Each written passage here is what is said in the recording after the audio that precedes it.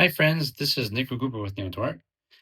So we have a really special one today. And for those of you who are not aware, this is the very detailed and elegant Juyo paper.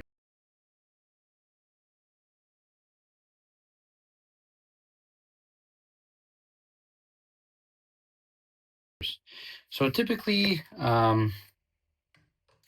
we're used to seeing this style certificate. That's Tokubetsu Hozon. And this is a Juyo paper blade. And this is a piece that's dates back to Kamakura period, so it's roughly 700 years old.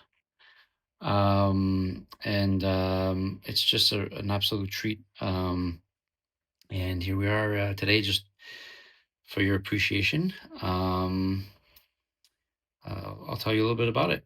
So yes, Ko-mihara. So that's one of the main Yamato lines.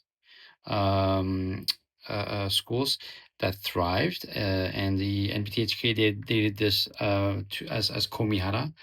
So it's earlier work from the school. Nagasa is just over 70 centimeters with the sori of over 3.6 centimeters. So it's quite a really curved blade, but we see more of the curvature of this portion here. But it's a very curved blade. It's a very wide blade. It's a very healthy blade, of course, to have passed Juyo papers. But it's also a little bit not your ordinary komihara. So komihara, typically we see a kind of komokme style hada. So the grain pattern looks like komokme. So very small, compact grain pattern. In this case, it's a little bit of several styles. So we see, I'll try to see if I can zoom into this. So the portion, the shinogi is this line at the top of my finger. That that at the top of where the groove is. From there to the hamon, the temper line, it's kind of split in half. So we see on the lower portion, we see a more a, let's see if we can, oh, there we go. Here's a perfect spot. We see this kind of a mixture of large mokume and a mixture of itame hada. And then on the portion closer to the hamon, it's all a masame style. So it's like a more of a straight, very slight waved grain pattern all along. And then just above it is this mixture of itame mokume. So it's like a kind of like the grain of a tree of wood ultimately. So it has really a mixture of so many, and that's not your typical kind of grain pattern to this school. It's really, really beautiful in person, and yeah, I'm definitely going to enjoy studying this one a little bit more.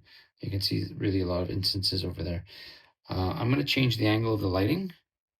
You can see, look at the large green patterns here, and then just above it, really straight. Absolutely stunning. I absolutely love this piece.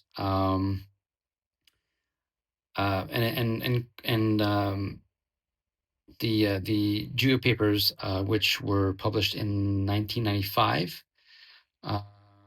they said that it is not your typical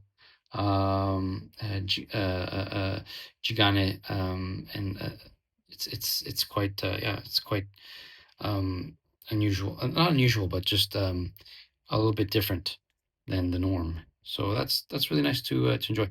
The blade comes with this really kind of flashy, but tasteful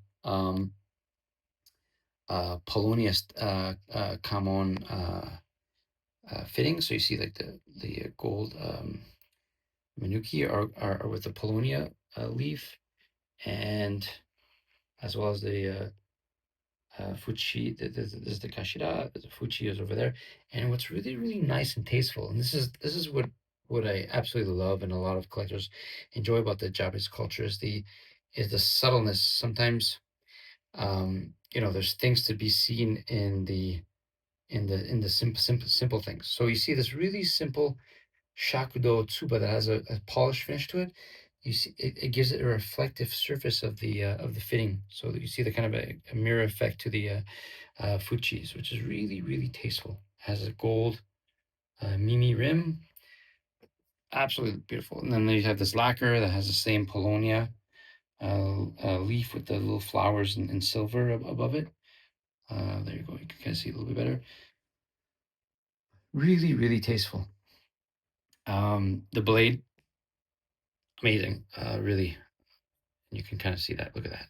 Wow. All right, let's just try to look at this under a different light.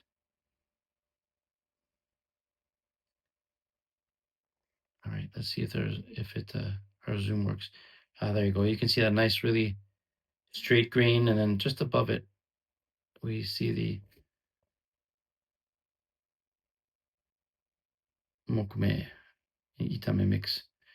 So they said that there's definitely some utsuri on this one, and they had addressed it as well. But it has this really bright, beautiful konie hamon. So the Nia crystals are still quite large. Like the school is known for Nioi based um, hamon pattern. This is a reasonably sized crystalline structure. Oh, there you go. Look how beautiful that is. Straight grain. And here's the other side. The blade is just forging wise is really tight grain.